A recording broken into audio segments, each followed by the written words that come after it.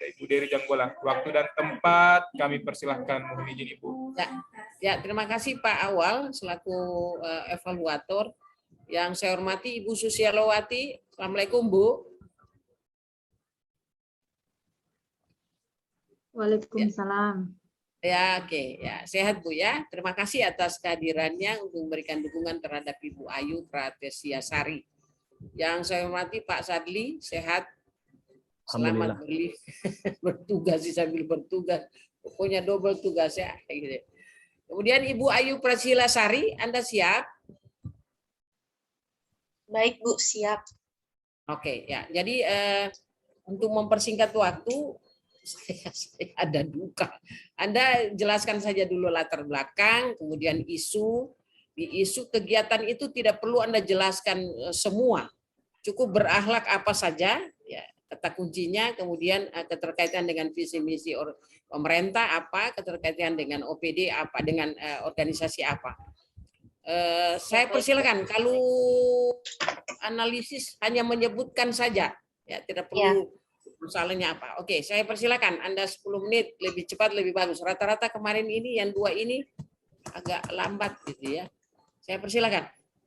Baik Bu, izin share screen.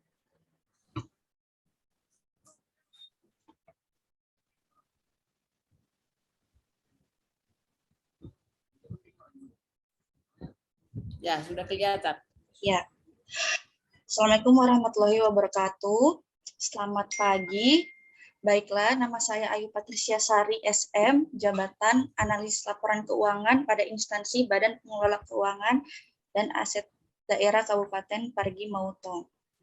Pada saat ini saya akan memaparkan terkait rancangan aktualisasi saya yang diberi judul Optimalisasi Manajemen Penata Usahaan Barang Pakai Habis Organisasi Perangkat Daerah atau OPD sebagai pelaporan ke bidang akuntansi Badan Pengelola Keuangan dan Aset Daerah Kabupaten Parigi Mutong.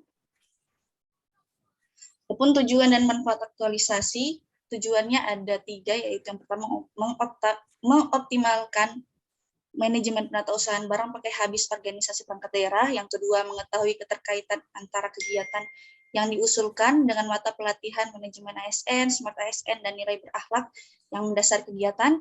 Yang ketiga, menerapkan nilai-nilai dasar ASN berakhlak guna membentuk ASN yang profesional dan berkarakter. Manfaatnya bagi penulis yaitu dapat mengaplikasikan nilai-nilai dasar berakhlak. Yang kedua, bagi organisasi meningkatkan accountable, efektivitas, efisiensi dalam manajemen penata usahaan pada OPD masing-masing. Dan yang ketiga, bagi pemerintah daerah menjadi ASN yang mampu memanfaatkan kompetensi dan tanggung jawab yang dimiliki dengan cara berperan aktif dalam mengembangkan potensi daerah. Adapun isu-isu yang ditemui pada instansi ada 4 yang sekiranya dapat diangkat menjadi core isu, namun nantinya akan dianalisis. Yang pertama, kurang lengkapnya berkas fisik laporan keuangan bulanan yang dikumpulkan OPD ke bidang akuntansi. Isu kedua, beberapa OPD belum paham terkait penata usahaan persediaan barang pakai habis. Isu ketiga, kurang optimalnya penyimpanan dan pengarsipan data penting laporan keuangan OPD dalam bentuk digital atau scan. Isu keempat, kurang optimalnya penyimpanan dan pengarsipan data karena masih dilakukan staf secara mandiri. Kondisi yang diharapkan. Sebelumnya kondisi saat ini berdasarkan observasi saya sebagai staf di bidang akuntansi memegang 5 kelurahan, 2 kecamatan, dan 4 dinas.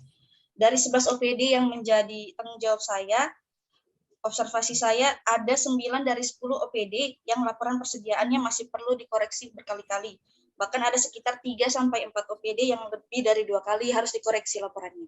Jadi kondisi yang diharapkan jika rancangan aktualisasi ini dapat dilaksanakan dengan baik, maka dapat meningkatkan kinerja, efektivitas, dan efisiensi dalam manajemen penata usahaan laporan barang pakai habis OPD yang baik, serta seterusnya dalam jangka panjang dapat mendukung penyusunan laporan keuangan akhir tahun OPD.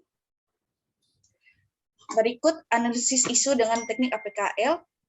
Berdasarkan analisis APKL didapati bahwa isu kedua yaitu belum optimalnya manajemen penata usahaan persediaan barang pakai habis OPD menjadi isu prioritas nomor 1 dengan skor 19, diikuti 3 isu lainnya dengan skor 18, 16, dan 15. Oleh karena itu, isu tersebutlah yang saya angkat menjadi core isu. Kemudian analisa penyebab isu dengan metode Fishbone. saya menggunakan kriteria 4S, yaitu skill, supplier, system, dan surrounding. Di mana dari segi skill, kurangnya pemahaman pengurus barang mengakibatkan belum optimalnya manajemen pengusahaan persediaan barang pakai habis OPD. Dari segi supplier, data pengadaan atau pengeluaran belum tercatat sehingga mengakibatkan belum optimalnya manajemen penatausahaan. Kemudian dari sistem, format penatausahaan barang pakai habis OPD masih belum seragam, dapat mengakibatkan belum optimalnya manajemen. Dan yang terakhir, dari segi surrounding, kesadaran pentingnya penatausahaan persediaan OPD masih rendah, sehingga berakibat belum optimalnya manajemen penatausahaan persediaan barang pakai habis. Dari analisis tersebut, ya, gagasan kreatif yang saya bisa gagaskan ada 3, yaitu yang pertama, melakukan bimbingan kepada pengurus barang OPD yang belum paham terkait penatausahaan barang pakai habis. Kemudian yang kedua, membuat format kertas kerja laporan persediaan atau stock of name OPD berdasarkan Permendagri 90 tahun 2019, kemudian membuat video tutorial terkait manajemen penatausahaan barang pakai habis OPD. Saya lebih fokus kepada melakukan bimbingan kepada pengurus barang. Kemudian dari rancangan aktualisasi kegiatan-kegiatan yang saya laksanakan ada 5, yakni yang pertama kegiatannya perencanaan kegiatan bimbingan manajemen penatausahaan barang pakai habis, yang kedua menyusun bahan dan format kegiatan bimbingan manajemen, ketiga membuat surat undangan kegiatan, keempat pelaksanaan kegiatan, dan yang kelima evaluasi. Kegiatan pertama terdiri atas 3 tahap. Yang pertama melakukan konsultasi dengan mentor terkait mekanisme kegiatan bimbingan, nilai-nilai dasar yang ASN yang diterapkan yakni berorientasi pelayanan, akuntabel, kompeten, harmonis, loyal, adaptif, dan kolaboratif. Kontribusi kegiatan terhadap visi misi Pemda itu pada misi nomor 1, yaitu memantapkan reformasi dan birokrasi tata kelola keuangan daerah yang akuntabel. Kemudian tahap kedua menentukan tempat waktu, tanggal pelaksanaan kegiatan. Nilai dasar yang diterapkan berorientasi pelayanan, akuntabel, kompeten, harmonis, loyal, adaptif, dan kolaboratif. Tahap ketiga, mengkomunikasikan kegiatan bimbingan yang akan diadakan dengan rekan kerja di ruangan bidang akuntansi. Nilai yang diterapkan akuntabel, kompeten, harmonis, adaptif, dan kolaboratif. Lanjut, kegiatan kedua, menyusun bahan dan format kegiatan bimbingan. Terdiri atas 4 tahap, yakni yang pertama mengumpulkan referensi dan bahan yang diperlukan untuk dapat diolah menjadi materi bimbingan. Nilai dasar yang diterapkan berorientasi pelayanan, akuntabel, kompeten, loyal, dan adaptif. Tahap kedua membuat format kertas kerja laporan persediaan yang berpedoman pada Permendagri 90. Nilai dasar yang diterapkan berorientasi pelayanan, akuntabel, kompeten, loyal, adaptif. Tahap ketiga menyusun materi bimbingan yang diterapkan nilai dasarnya berorientasi pelayanan, akuntabel, kompeten, loyal, adaptif. Tahap keempat membuat video panduan atau tutorial sebagai bahan pendukung materi. Nilai dasar yang diterapkan akuntabel, kompeten, loyal, adaptif, dan kolaboratif. Kegiatan ketiga membuat surat undangan terdiri atas 3 tahap. Yang pertama membuat surat undangan sesuai dengan perihal kegiatan. Yang kedua mencetak memperbanyak surat undangan. Sama-sama menerapkan nilai dasar berorientasi pelayanan, akuntabel, dan kompeten. Kemudian tahap ketiga membagikan surat undangan kepada OPD yang dituju baik melalui fisik maupun digital. Nilai dasar diterapkan berorientasi pelayanan, akuntabel, kompeten, harmonis, loyal, adaptif, dan kolaboratif. Kegiatan keempat, pelaksanaan bimbingan manajemen penatausahaan barang pakai habis. Terdiri atas 3 tahap, yakni yang pertama melaksanakan bimbingan terkait manajemen penatausahaan barang pakai habis. Nilai dasar yang diterapkan berorientasi pelayanan, akuntabel, kompeten, harmonis, loyal, adaptif, kolaboratif. Tahap kedua, mengadakan sesi tanya jawab jika masih ada yang belum jelas atau belum dimengerti. Nilai dasar yang diterapkan berorientasi pelayanan, akuntabel, kompeten, harmonis, loyal, adaptif, dan kolaboratif. Tahap ketiga, melakukan penyusunan laporan stok opname atau persediaan barang pakai habis masing-masing bersama OPD. Nilai dasar diterapkan berorientasi pelayanan, akuntabel, kompeten, harmonis, loyal, adaptif, kolaboratif. Dan terakhir, kegiatan kelima, yakni evaluasi hasil bimbingan penatausahaan barang pakai habis. Ada 3 tahap. Yang pertama, mengumpulkan laporan stok opname atau persediaan OPD yang mengikuti bimbingan. Nilai dasar diterapkan berorientasi pelayanan, akuntabel, kompeten, loyal, adaptif. Yang kedua, mengoreksi laporan stock of name atau laporan persediaan OPD yang telah dikumpulkan. Nilai dasarnya berorientasi pelayanan, akuntabel, kompeten, loyal, dan adaptif. Yang tahap ketiga, membuat daftar nama OPD yang sudah menyelesaikan laporan stock of name. Nilai dasar yang diterapkan berorientasi pelayanan, akuntabel, kompeten, loyal, dan adaptif. Jadwal tentatif aktualisasi yang rencananya akan dilaksanakan rencana aktualisasi ini yakni pada Mei minggu kedua kegiatan pertama dilaksanakan, kemudian Mei minggu keempat sampai Juni minggu pertama, yaitu kegiatan kedua menyusun bahan dan format. Diikuti kegiatan ketiga dilaksanakan pada Juni minggu pertama juga. Yang terakhir Juni minggu kedua ada 2 kegiatan, yaitu kegiatan keempat pelaksanaan sekaligus kegiatan kelima evaluasi. Baik, sekian presentasi dari saya. Terima kasih.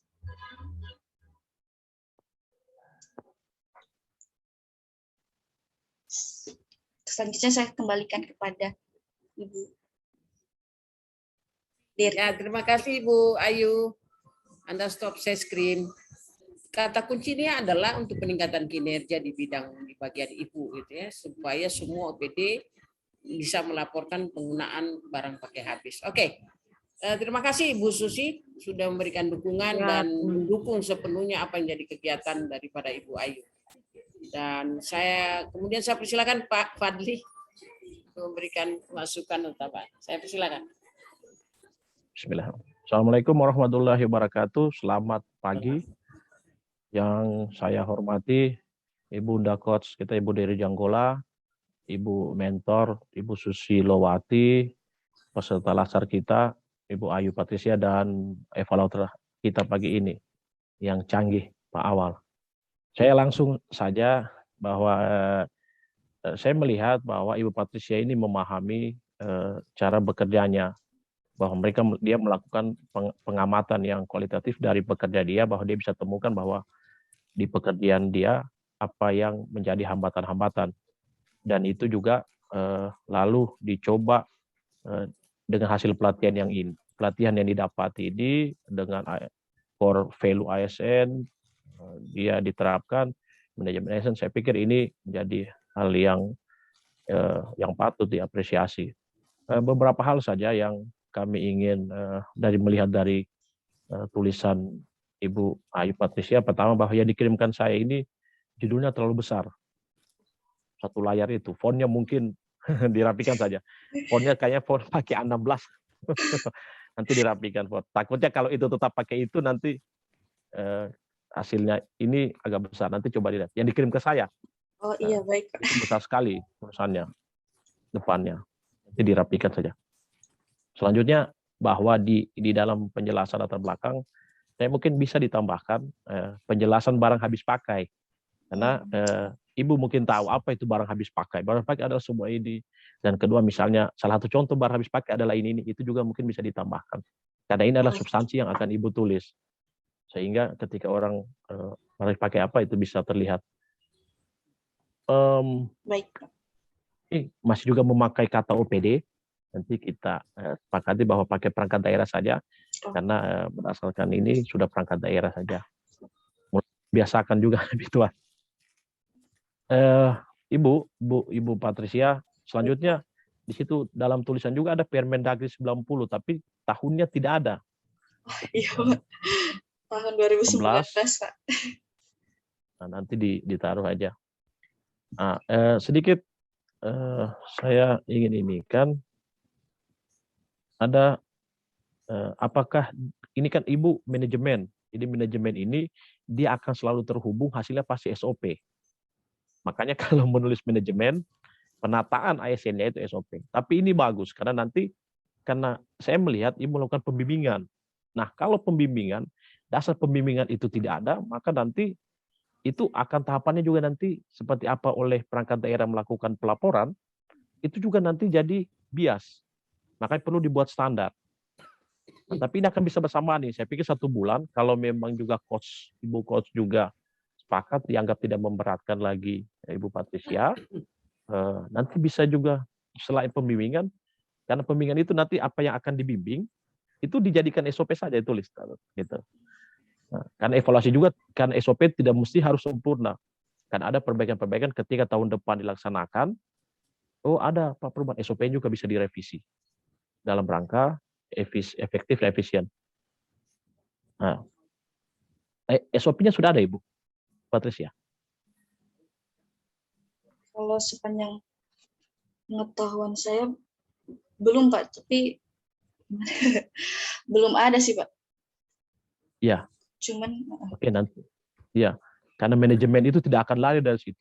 SOP, SPM, karena nanti supaya standar kita bekerja bersama, artinya dianggap menjadi suatu kesepakatan antara BPKD dan karena menyurat ke perangkat daerah.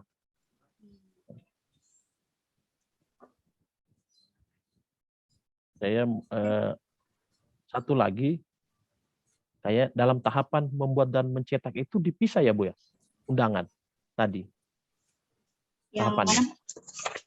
Iya, saya Tahapan buat mencetak, membuat dan mencetak itu pisah. dalam satu tahap itu ya Pak ya.